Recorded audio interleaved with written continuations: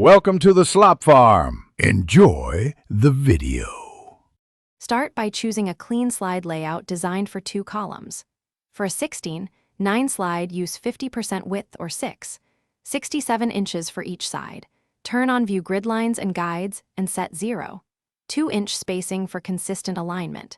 Insert an image placeholder on the left and a text placeholder on the right to lock the composition.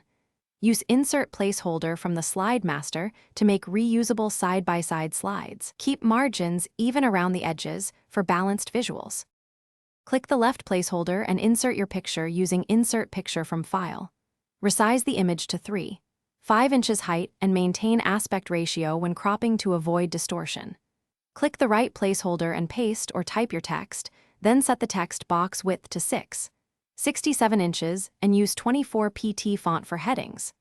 Add alt text to the image for accessibility and set wrap text to none for a clean, consistent layout. Use crop to fill when the subject needs focus in the image. Select both the image and text placeholders and use the Format tab, then Align Center to align them vertically. Select both objects, then group them to lock positions and prevent accidental moves when editing other content.